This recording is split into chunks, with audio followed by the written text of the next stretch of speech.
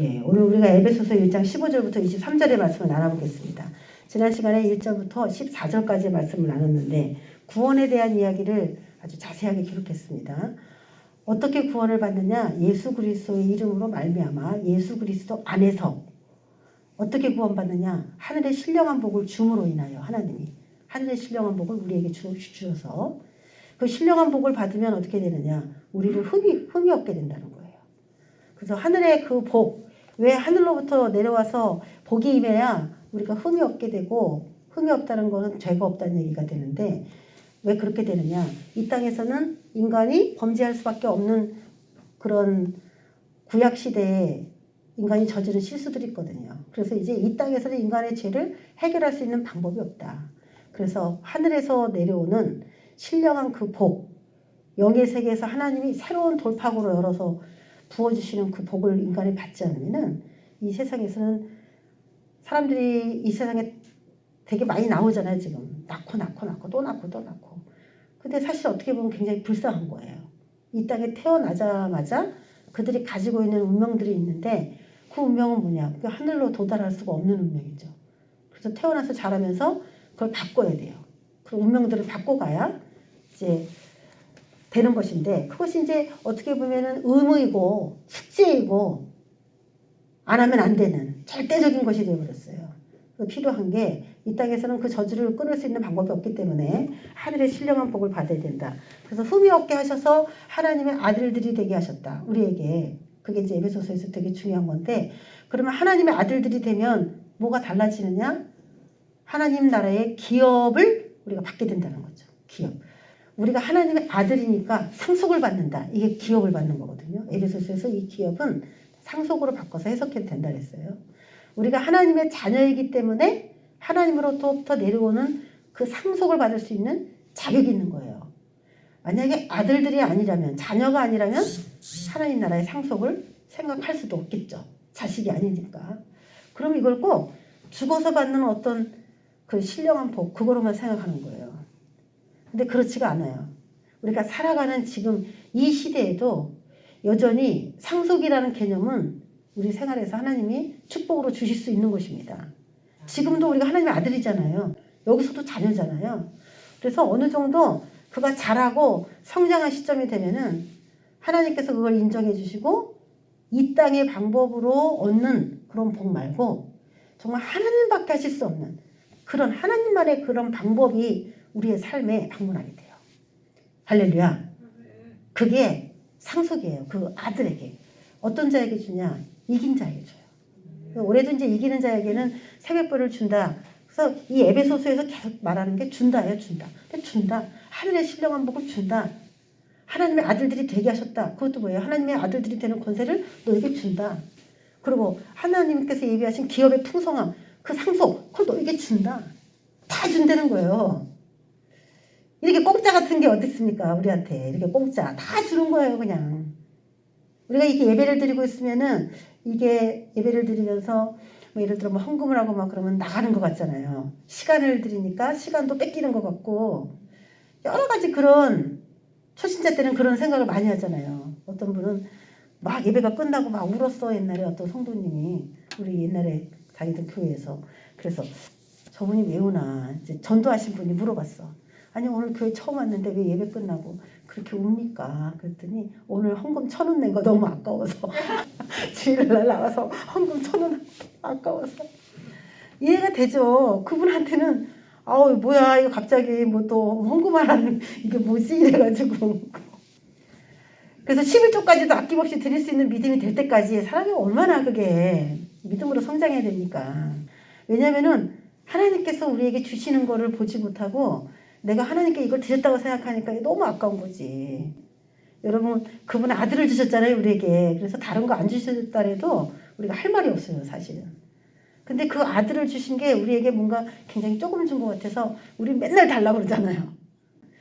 왜 이거 안 주냐 그러고 왜 이거 안 주냐 그러고 기도하는 것마다 안 주면 막 짜증도 내고 막 그러잖아요. 사실 그분은 아들을 주신 걸로 인하여 그들이 제일 아까운 거 소중한 거를 우리에게 주셨는데 우리는 그냥 계속 이것도 달라 저것도 달라 늦게 주면 또 그냥 기분 별로 안 좋아. 하나님께서는 계속 뭔가 주셔야 되는. 근데 줘요. 어떻게 됐을 때 그 사람이 어느 그 선에 도달됐을 때 영적으로 자랐을 때는 줘. 그래서 올해도 이기는 자가 새벽불을 주리라인데 사실 뭐 하나님께서 말씀하신 이 요한계시록에서 말하는 이기는 자의 경지까지 우리에게 올해 안에 다 맞춰라 이렇게 해가지고 생벌 주는 건 아니거든요. 그때마다 졸업장이 다 있는 거야. 초등학교는 초등학교 졸업장, 중학생이면 중학생 졸업장, 예, 다 있듯이 그거 받으면 돼요. 달리기도 그냥 1등하면 1등상, 2등하면 2등상, 3등하면 3등상 받듯이. 자, 구원에 대해서 예수 그리스도 안에서 이 우리를 어떻게 하나님의 아들로 선택했냐? 왜 했냐? 왜? 하나님께 우리가 찬송 드리게 하려고. 하나님이 위대한 일을 하셨다고 그분에 대해서 높이려고 결국은 그렇게 한 거고, 신앙생활하는 우리의 목표는 거룩함이죠. 흠이 없는 거. 그런데 자, 이 성경은 우리에게 항상 믿음을 얘기하잖아요. 믿음. 뭘 믿느냐? 하나님께서 그때 당시 우리에게 주시는 그런 구원의 방법, 그거를 말씀으로 주시면 우리가 그걸 믿는 건데, 그럼 그게 그렇게 될 거라는 걸 누가 아냐? 성령께서 보증해 준다는 거예요. 성령께서 그때 나 이거 응답을 받았는데 이게 진짜 올까? 그럼 성령께서 온다? 라고 하는 어떤 확신을 우리에게 생활 속에서 계속, 만약에 그리스도인지 성령의 교통하심이 없다면은 하나님이 진짜 계신지 어느 날에는 나락까지 떨어지는 믿음까지도 될 수도 있어요. 사실 성령님이 안 계시다면은. 자, 그러면 성령님이 우리 삶에 오셔서 이제 그들에게, 하나님의 자녀들에게 주는 하나님 나라의 기업, 복, 상속, 문제가 해결되는 거, 구원, 다 말하는 거거든요. 그런 걸 계속 주시겠다고 성령님이 약속을 계속 하시는데 언젠가는 그게 실질적으로 오거든요. 그런데 그런 계속 성령님과의 교통, 이게 계속 이제 우리에게 끊어지지만 않는다면 우리는 믿음을 끝까지 가지고 갈 수가 있는데, 어떤 거를 성령 안에서 구해야 되느냐? 오늘 그거에 대한 이야기가 15절에서부터 23절까지 나옵니다. 성령 안에 있는 지혜와 계시의 그 성령, 그게 와야 된다는 거예요. 그게 눈에 보이지도 않는 걸 우리에게 믿어라. 아직 되지도 않은 일을 믿어라. 상황적으로 그렇게 될 것 같지도 않은데 믿어라. 그게 성경이고 그게 하나님이거든요. 여태까지 확률적으로 그렇게 될 확률이 많으냐? 없다. 그런데도 믿어라. 그게 믿을 수 있느냐? 아멘. 믿을 수 있습니다. 이거거든요. 그리스도인들은. 그런데 거기서 꼭 필요한 게 뭐냐면은 지혜와 계시의 성령의 역사예요. 그걸 통해서 우리가 그 약속을 믿음으로까지 완전 질주를 할 수가 있는 건데, 우리 15절 바울이 기도합니다. 예, 이거는 굉장히 중요한 것이고 그리스도인들에게 꼭 필요하기 때문에 바울이 기도를 통해서 우리가 이제 거기서 영적인 이야기들을 유추해 보는 거예요. 왜 사도 바울은 이런 기도를 했을까? 이런 거죠. 자, 이로 말미암아 주 예수 안에서 성령 안에서 기업을 풍성하게 받게 됐기 때문에, 그렇기 때문에 그로 말미암아 주 예수 안에서 너희 믿음과 모든 성도를 향한 사랑을 나도 들었다.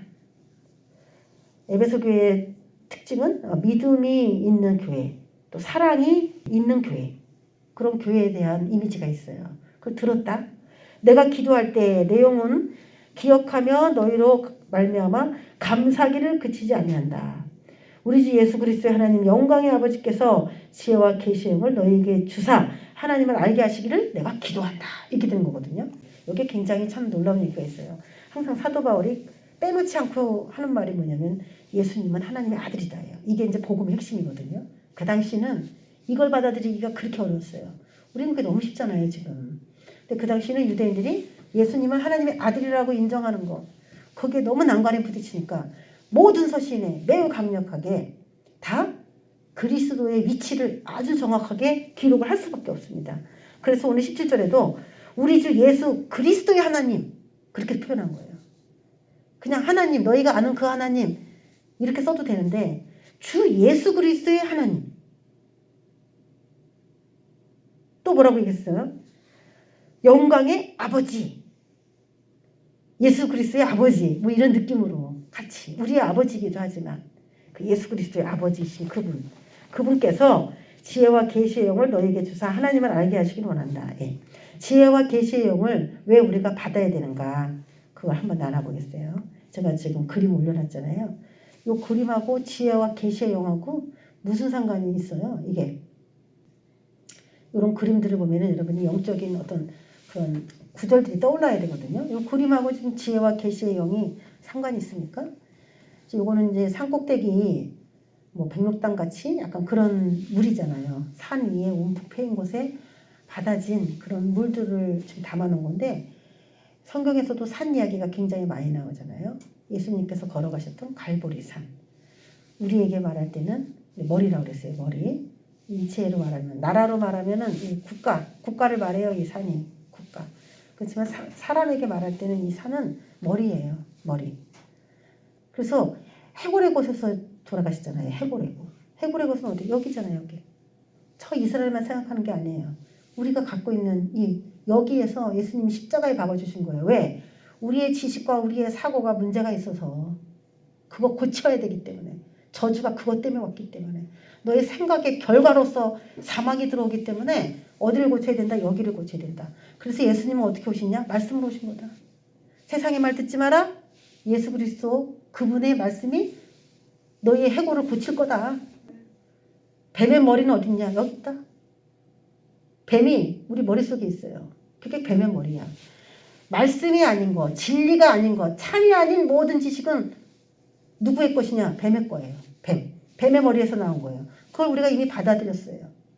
그래서 예수 믿으면서 어떻게 되냐? 지식을 바꿔야 돼요. 내 안에 들어있는 가짜, 진짜인 줄 믿었던 거, 착각, 미혹, 이거 다 이 말씀으로 다 교체시켜야 돼요. 이거. 저주가 어디서 오는 거냐? 여기서 오는 거예요. 그래서 죽고 사는 것이 너의 혀의 권세에 달렸다? 말. 아담과 하와가 왜 죽었어요? 뱀이 말한 걸 들어서 죽었잖아요.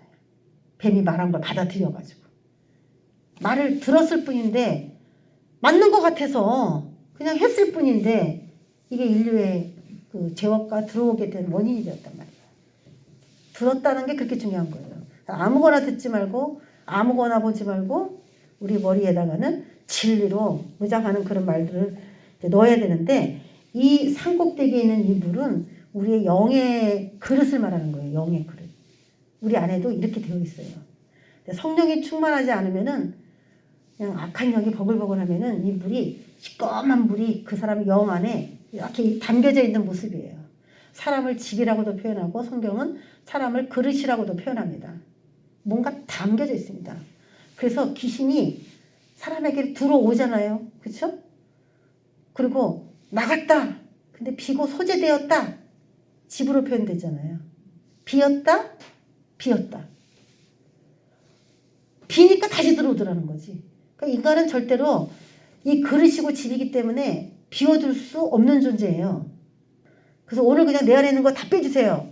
다 빼면 어떤 부작용이 올까요? 뭐 축사 엄청 좋아하잖아요. 다 빼면 무슨 문제가 생겨요? 그거 어떻게 채워? 그 뺀 거를. 얼른 채워야지. 뺐다 그래서 아이고 좋다 나갔네 이게 아니에요. 우리 흉가를 생각하면 돼. 폐가 사람이 나오면은 그게 아무나 들어와서 살 수 있잖아. 우리도 똑같은 거예요. 그래서 아무나 들어와서 살 수 없게끔 하려면 일단 거기 있는 존재를 끄집어냈다면 정말 내가 살기를 원하는 그 누군가를 거기 데리고 와서 상주하게 해야지. 깨끗하게 집을 쓸 수 있는 사람을 데려다 놔야지.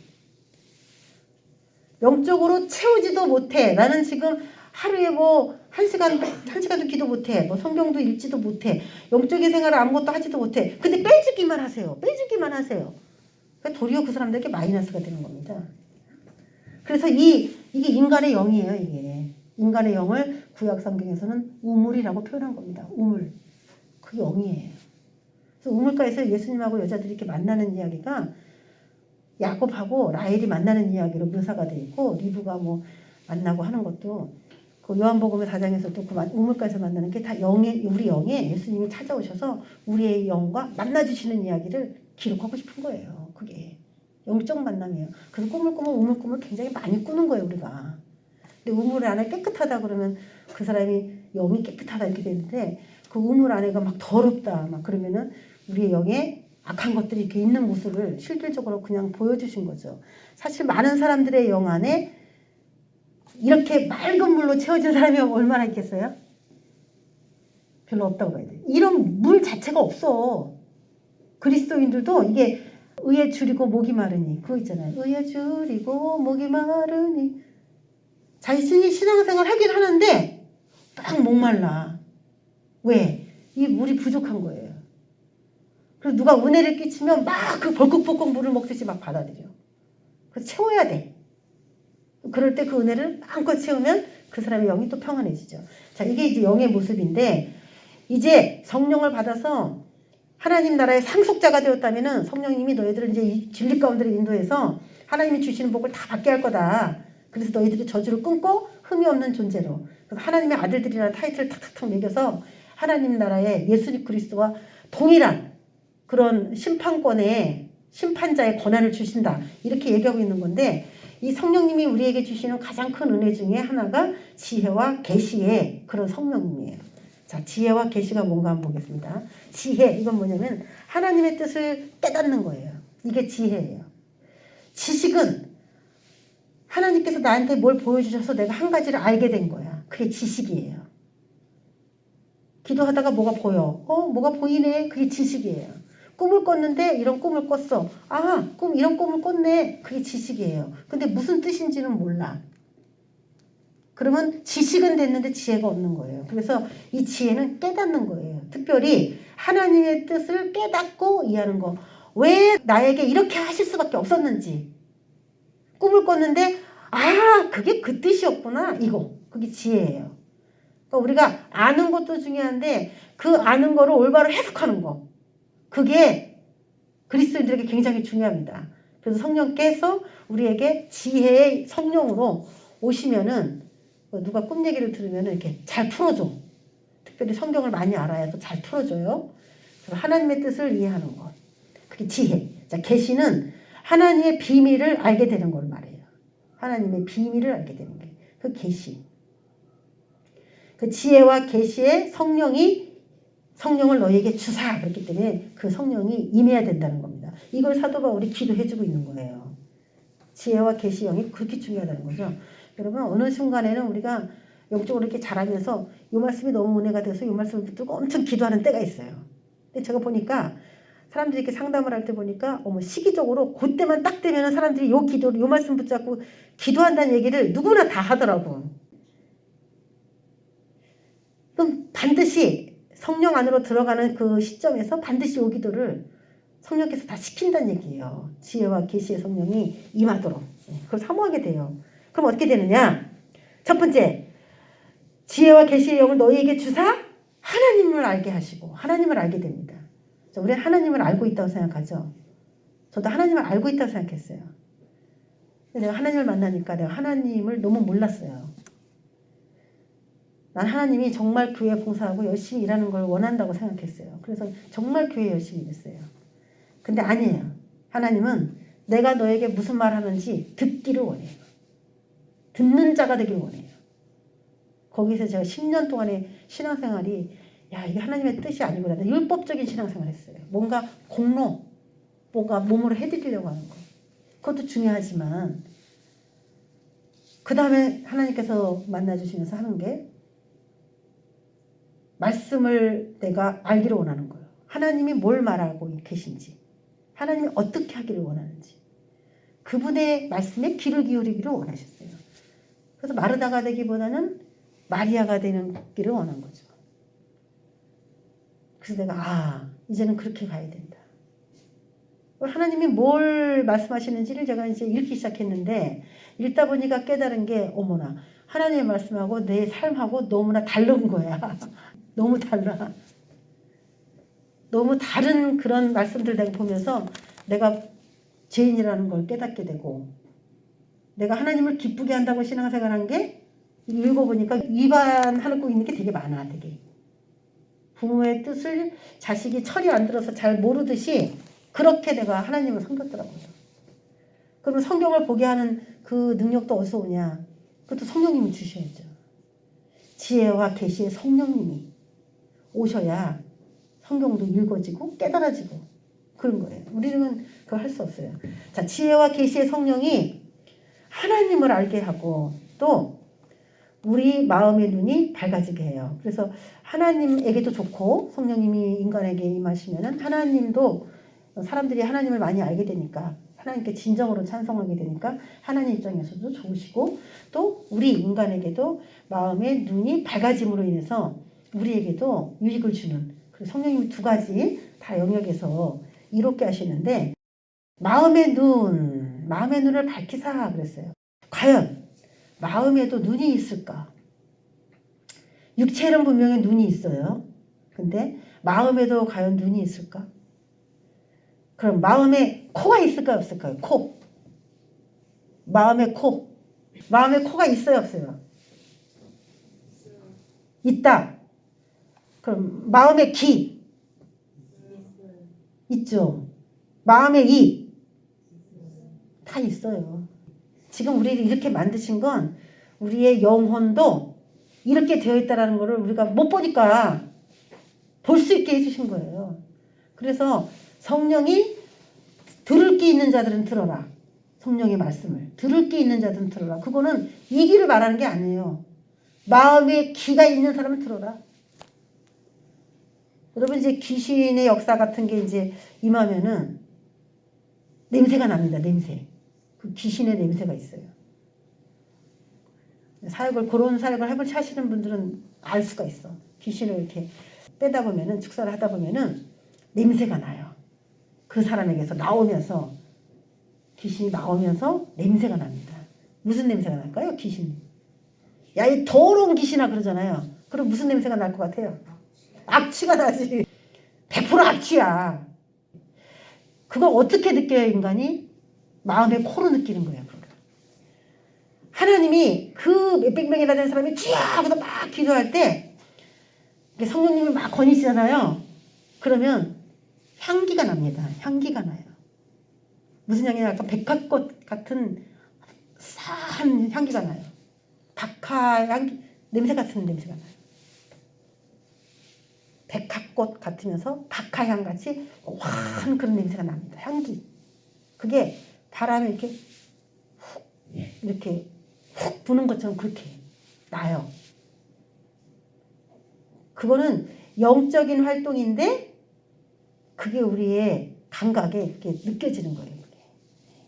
그래서 우리의 마음에는 또 하나의 나와 같은 존재가 있습니다. 그게 그 성경에서 어디 나왔냐? 이 에베소서에도 나올 거예요. 이제 앞으로 뒤에 가면 나오는데 겉사람이 있는 것처럼 속사람이 있다는 거예요. 속사람이라는 얘기를 하죠. 속사람. 사람이야. 그것도. 속사람도.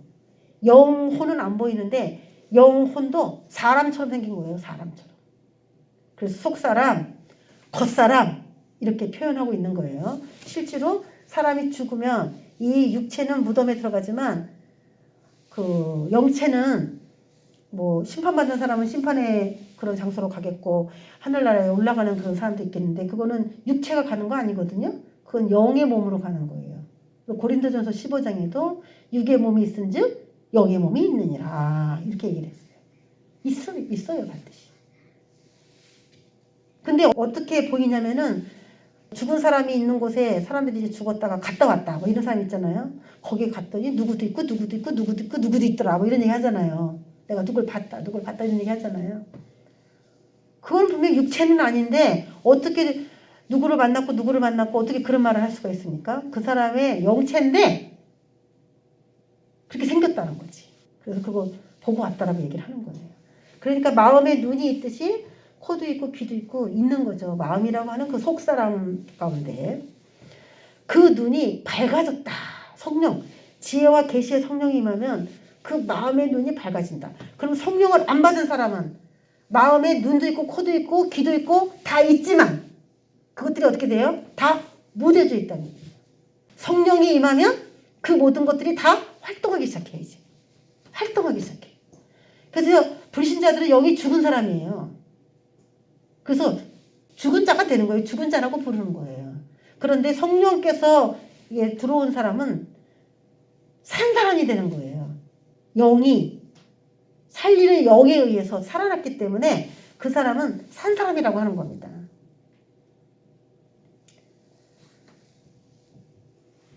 그 전에는 우리가 영적인 생활을 하지 않았는데 성령께서 지혜와 계시의 성령으로 이렇게 사람에게 부어지기 시작하면 우리의 영이 여태까지 감지하지 못했던 것들이 영적으로 깨달아지기 시작해요. 교회 안에서도 영적으로 많은 것들을 감지하는 사람이 있고 영적으로 일부만 감지하는 사람이 있고 그런 게 어딨어 이런 사람도 있고 귀신의 존재도 안 믿는 사람도 있고 도리어 무당이나 이런 사람들이 귀신의 존재를 그리스도인들보다 더 많이 믿습니다. 그리스도인들 중에도 의외로 많은 사람이 그 귀신이 어딨어 악한 영이 어딨어 그래요. 근데 무당들은 100%야. 100% 믿어. 귀신이 있다는 거. 믿음은 귀신에 대한 믿음은 무당들이 더 좋아. 근데 무당들이 할 수 없는 건 뭐예요? 내쫓는 거 못하지. 내쫓는 거. 있다는 걸 아는데 100% 믿는데 내쫓는 방법을 모르는 거지. 그래서 어떡합니까? 달래주는 거지. 상 차려주고 그냥 절하고. 근데 귀신의 존재, 그 악한 영의 존재가 있다는 것도 그리스도인들이 믿지 못하면은 어떻게 쫓아내냐고요. 그렇죠? 그러니까 무당보다도 어떻게 더 못할 수도 있어, 그리스도인들이. 있다는 걸 인정해야 예수 이름으로 뭐 쫓아내든지 뭐 그다음 시도를 행할 거 아니겠어요. 그게 왜 그러냐? 그리스도인인데 왜 그러냐? 아직 성령이 지혜와 계시의 성령으로 그 사람의 영을 탁 이렇게 밝혀내지 못했기 때문에 그래요. 성령님이 그 사람의 영을 탁 터치하시려면은 그 사람이 성령님이 이렇게 만져줄 만한 어떤 계기점이 있었어야 돼요. 성령 체험할 수 있는 계기점이 있었어야 돼요. 그 계기점이 여러 가지 방법이 있겠지만 정말 목숨을 아끼지 않고 막 전도한다. 그럼 성령이 그 사람에게 역사하지 않고는 이 사람이 큰일 나. 막 역사해 주셔. 중보기도 한다. 영적으로 모르고 중보기도 한다. 큰일 납니다. 그러니까 성령이 임하셔서 그 사람에게 어떤 걸 어떻게 기도해야 되는지 막 알려주기 시작합니다. 그러니까 우리가 영적인 활동을 하게 되면 성령님은 자연적으로 오실 수밖에 없는데 영적인 활동을 안 하는 사람이 성령이 오세요 아무리 불러도 올 이유가 없어요. 사실. 어떤 영혼을 너무나 불쌍히 여겨서 기도를 하든지 전도를 하든지 하나님이 너무 좋아서 찬양을 막 깊이 있게 하든지 뭔가 성령이 역사할 수밖에 없는 그러한 활동 속에서 성령님은 그 사람을 딱 만나주는 거야. 그걸 성경은 뭐라고 얘기하냐. 간절히 나를 찾는 자는 내가 만나준다. 이렇게 얘기해요. 간절히 찾을 만한 뭔가가 그 사람에게는 있어야 되는 거예요. 그러면 성령님이 야, 내가 필요하구나. 그 사람을 찾아가는 겁니다. 그때부터는 야 영적인 얘기를 한 번도 안 했던 사람이 성령이 한번 터치하면 그때부터 입만 열면 영적인 거 영적인 거 영적인 거 영적인 거 이런 거 얘기해. 대화가 달라져. 그전에는 누가 그런 얘기하면 아유 또 저런 얘기야 듣기 싫어. 아유 뭐, 맨날 저거밖에 없나 막 이런. 내가 어떻게 아냐면 제가 그렇게 했기 때문에 알아요. 맨날 그거 얘기하니까 아유 뭐야 또 저런 거 얘기하네. 아유 이랬었어요. 나도 사모를 하지만 좀 너무 진하게 얘기를 해. 맨날 얘기를 하니까. 내가 탁 받아보니까 이제 사람들이 나한테 너무 그것만 얘기하는 거 아니에요 할 정도로 저도 그렇게 되더라고. 성령님이 터치하시니까. 우리의 영이 감지하지 못했던 것들이 하나씩 하나씩 깨달아지게 됩니다. 그래서 18절의 말이 어렵거든요. 너의 마음의 눈을 밝히사. 그러니까 무슨 일이 생겼냐. 그의 부르심의 소망이 무엇이며 성도 안에서 그 기업의 영광의 풍성이 무엇이며 그 힘의 위력으로 역사하심을 따라 믿는 우리에게 베푸신 능력의 지극히 크심이 어떤 것을 너희로 알게 하시기를 구하노라. 아우 늦게 읽어도 이게 도대체 뭘 알기를 원한다는지 에베소서는 좀 어려운데 쉽게 얘기하자면은 하나님께서 어떤 소망 때문에 너를 부르셨는지 자신의 사명과 부르심에 대해서 알게 돼요. 성령을 딱 만난 사람은. 그래서 성령 체험을 한 사람이 노선을 바꾸는 거예요. 저도 목회를 하겠다고 생각한 게 그 전에는 그냥 일반 집사였고 그냥 아이들 믿음 안에서 잘 가르치고 성교원에서 그렇게 활동해야 되겠다 이렇게 생각했는데 성령님을 딱 만난 순간 교회 하나님이 하라고 합니다. 성교 가라면 갑니다. 그냥 막 눈에 보이는 것이 없어. 막 가 그냥. 그러니까 내가 아직도 무슨 사명인지 모른다. 나이가 40이 넘고 50이 넘어도 내가 무슨 사명을 하나님께 받았는지 모른다. 아직 이게 안 온 거예요. 지혜와 계시의 성령님이 오시기를 주의 이름으로 축원합니다. 그래서 눈이 확 열어지면요. 야 내가 이걸 해야 되는데 이걸 하고 있네. 누가 말하지 않아도 자기 스스로 여기 그걸 알아요. 여기 밝아졌기 때문에 자기 영적 상태에서 뭘 해야 되는지 알아요. 부르심에 대해서 알게 돼요. 그래서 우린 지혜와 계시의 성령님이 필요합니다. 또 하나님의 영광스러운 상속이 얼마나 풍성한지 알게 됩니다. 하나님이 굉장히 우리에게 재정적으로나 여러 가지 상황에서 인색하신 것 같은데 어느 날 작정한 기한이 되면은 야, 이만큼 선물 보따리 싸갖고 주시는데 뭐 자주는 안 줘. 자주는 안 주는데 아주 그 한번 열심히 이제 오랫동안 잘 싸웠다 했을 때 어느 날 선물 주실 때 큰 거 주시더라고. 한 번 받으니까 내 정신이 후달달. 야, 하나님 정말 큰 축복 주시는 하나님이구나. 두 번째, 있는 티를 내면 안 돼. 근데 절대로 누구에게 있는 티를 내면 안 돼. 있어도 없는 듯, 없어도 없는 듯. 절대 티 나는 걸 싫어해. 티 내게끔 살게 하지 않아. 그래서 부유한 자 같으나 가난하고 가난한 자 같으나 부유한 게 뭔 말인지 알겠어요. 부유한 자 같은데 가난하게 보이는 거지. 가난한 자 같은데도 부유하게 보일 수 있듯이 그런 방법들이 있어요. 그게 얼마나 풍성한지를 알게 됩니다. 그래서 아브라함이 야, 나 자식을 낳게 해주겠다. 그리고 네 자손이 막 하늘의 별과 같이 땅에 모리알같이 많아지겠다. 허, 정말이요?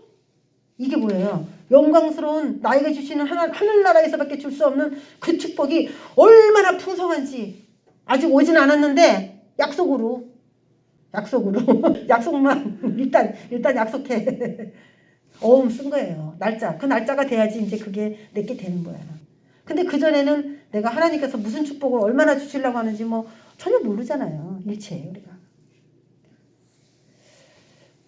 자, 우리의 눈이 밝아지면, 영이 밝아지면 또 무슨 일이 있느냐. 우리에게 베푸신 하나님의 능력이 얼마나 큰지. 그 전에는 너무나 걱정이 많아. 이것도 내가 해야 되고 저것도 내가 해야 되고. 근데 이제 성령께서 딱 임하면은 믿음이 생긴 거예요. 왜? 하나님이 못할 게 없다. 이렇게 생각하는 거예요. 하나님 못할 게 없어. 뭐가 걱정이야? 염려가 사라집니다. 내일에 대한 불안이 사라져요. 기뻐할 수 있고 웃을 수가 있어요. 항상 기뻐하라. 아유, 내일부터 나는 너무나 캄캄합니다. 왜 그래요, 이게? 하나님의 능력이 얼마나 큰지, 어떨 때는 그런 것 같고, 어떨 때는 그런 것 같고, 어떨 때는 아닌 것 같고, 이게 왔다 갔다 하니까. 아직 눈이 흐려졌다는 얘기죠.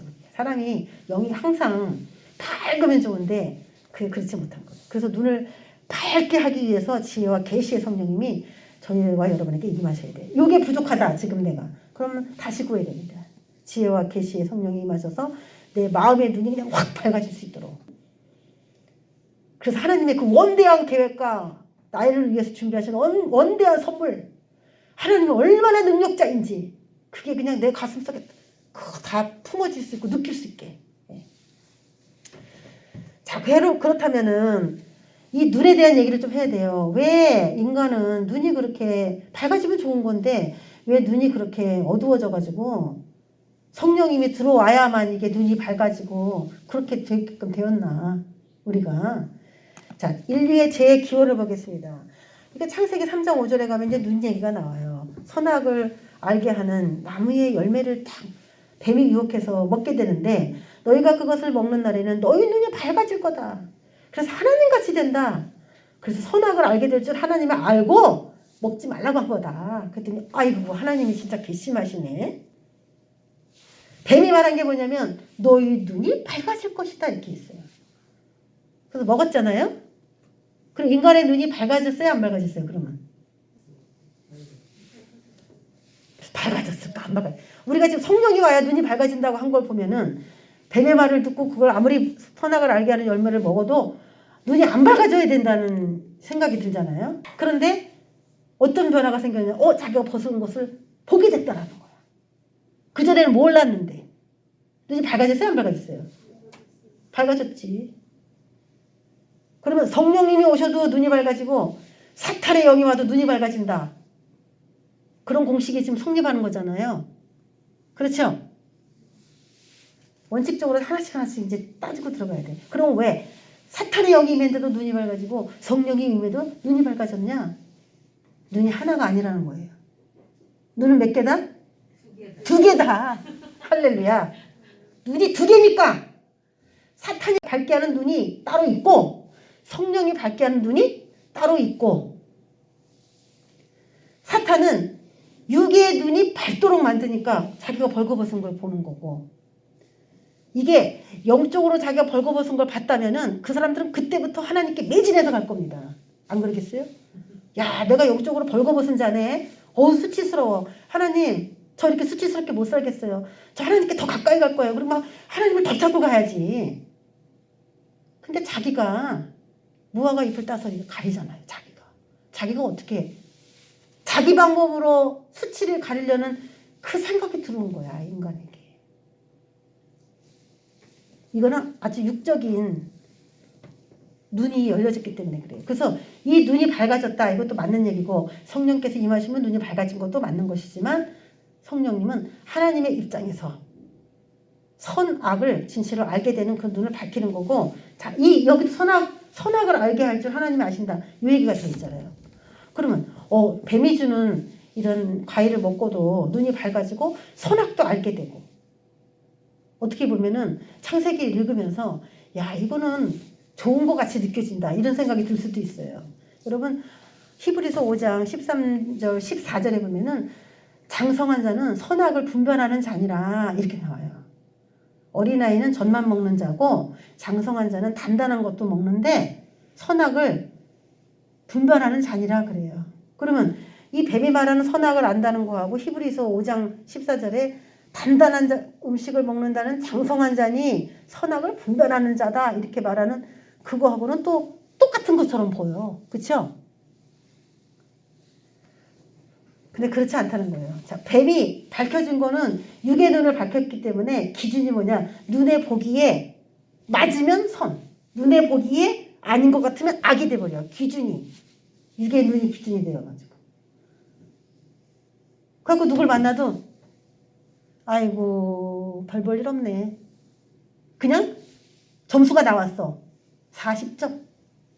그 사람의 내면이 어떤지, 성격이 어떤지, 그 안에 얼마나 가능성이 있는지를 보기 전에 아이고, 40점이다, 이렇게 나오는 거야. 그게 왜 그렇게 되냐? 이 선악을 알게 하는 열매를 먹어서 생긴 인간의 악습이에요.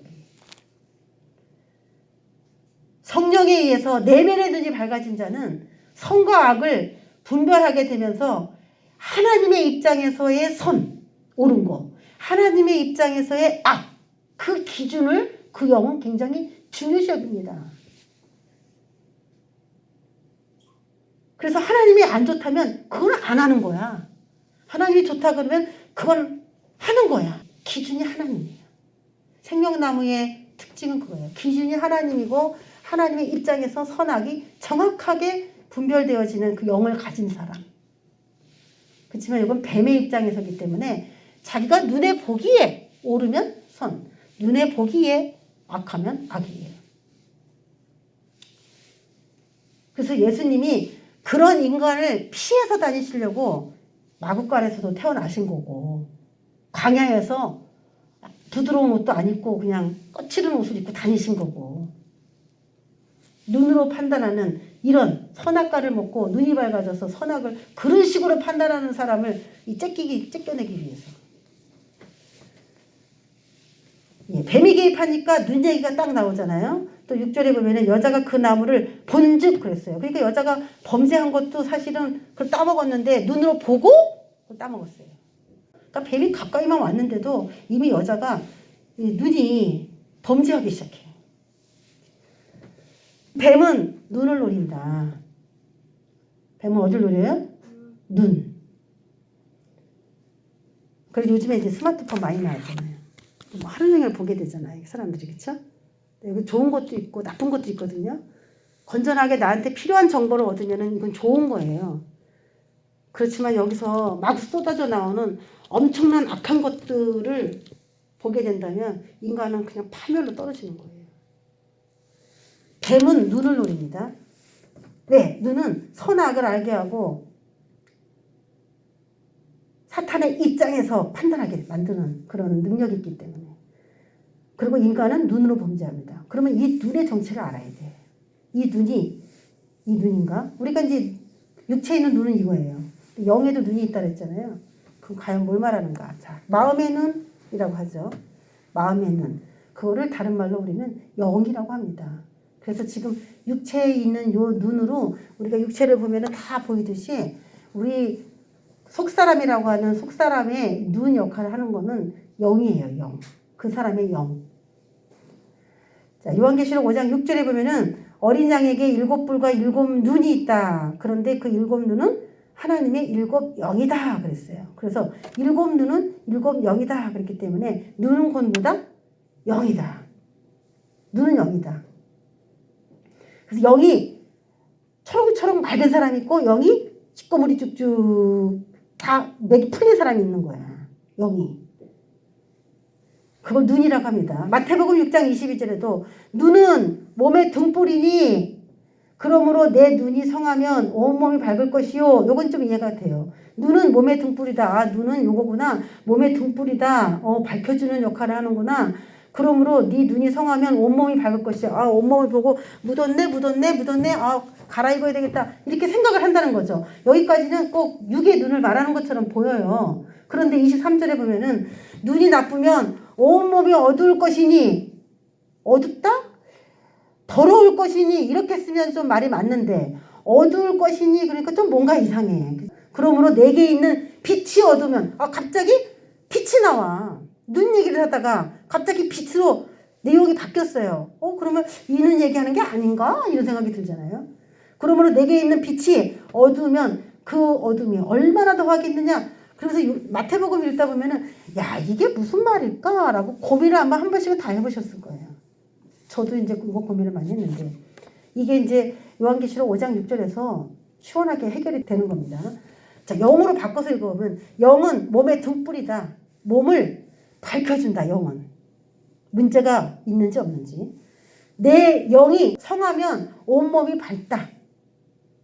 선을 행하게 되고 의를 행하게 된다. 영이 밝으면 그런다는 거예요. 또 영이 나쁘면 악한 영으로 이렇게 영이 장악되어 있으면 온몸이 어두울 것이니 몸은 죄를 짓게 된다. 이 말이죠.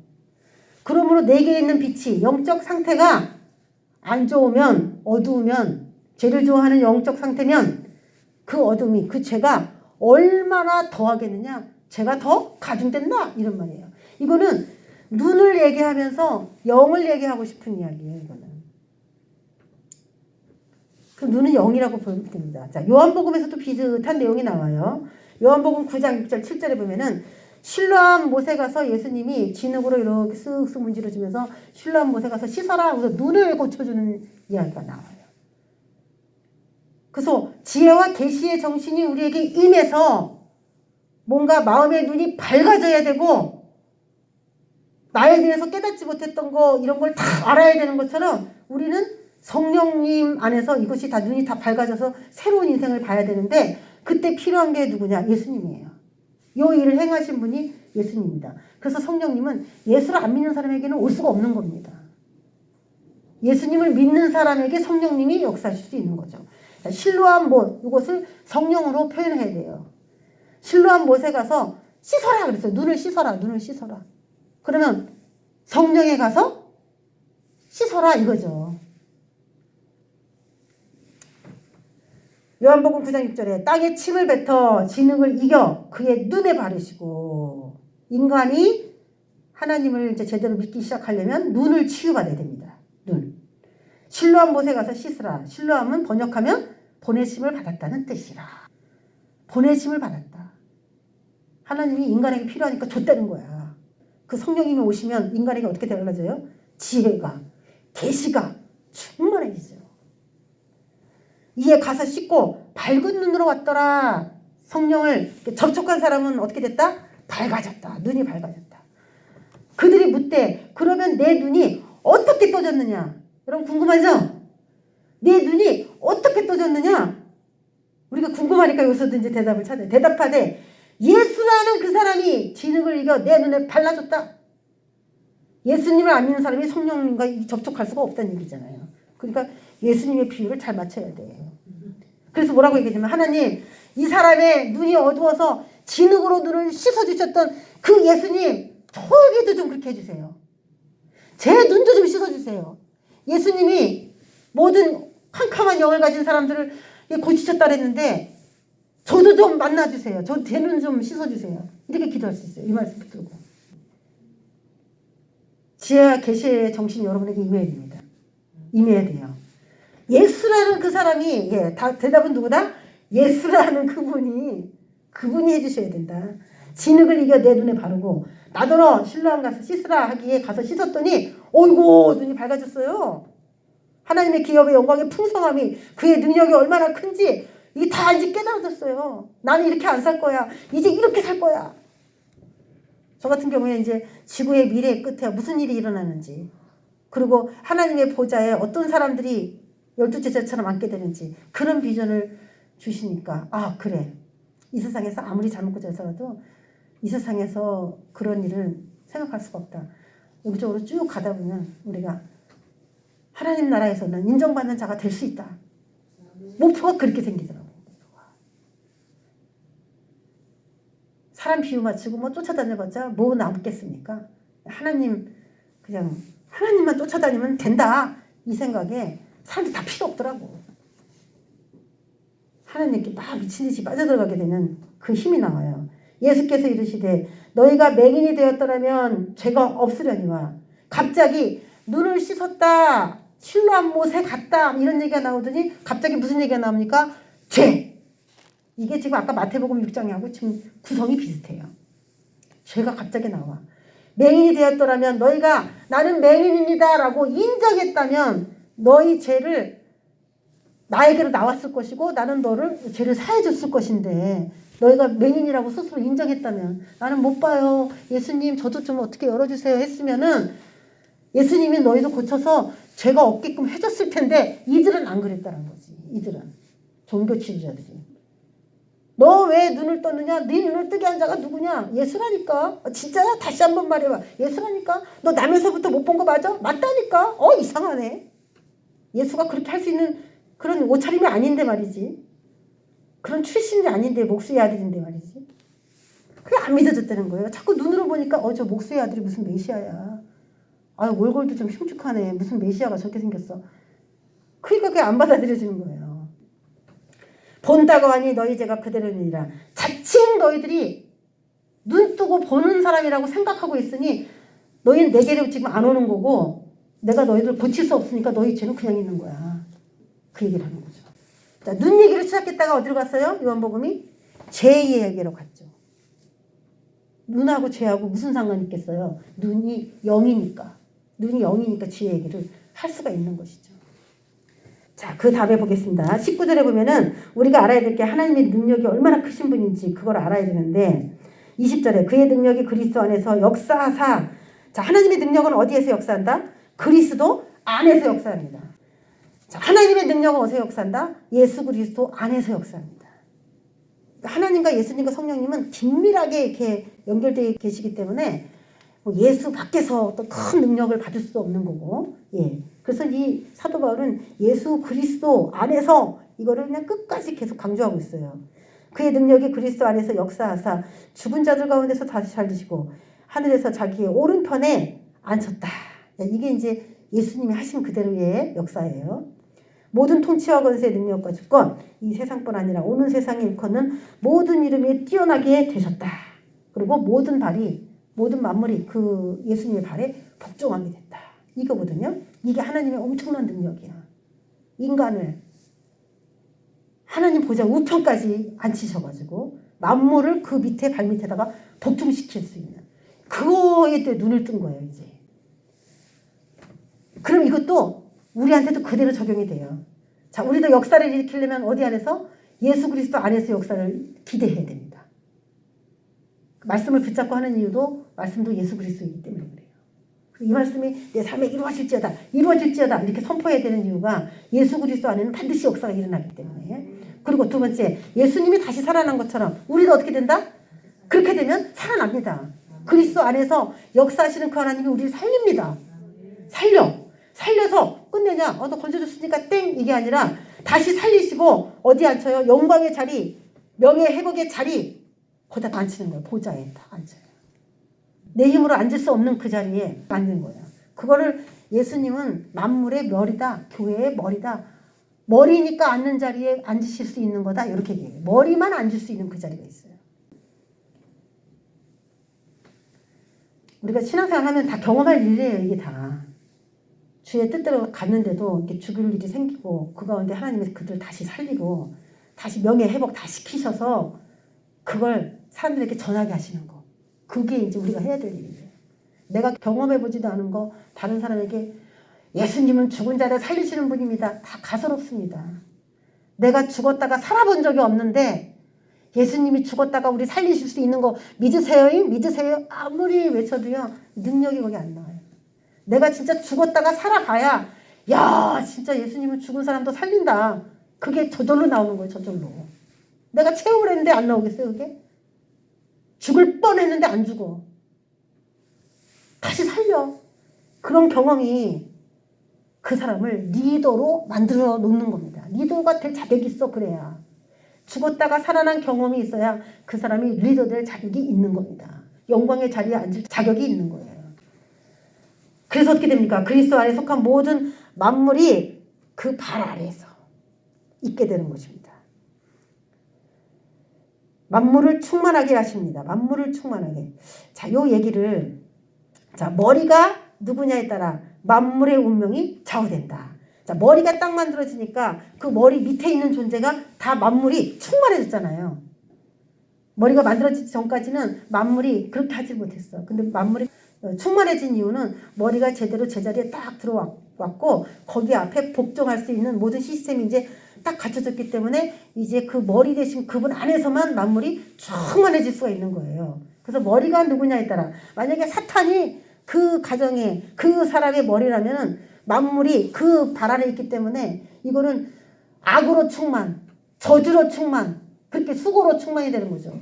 그 머리가 예수 그리스도일 경우에는 그에 속한 모든 영역이 성령의 능력으로 충만, 생명으로 충만, 구원으로 충만 그렇게 되는 거예요.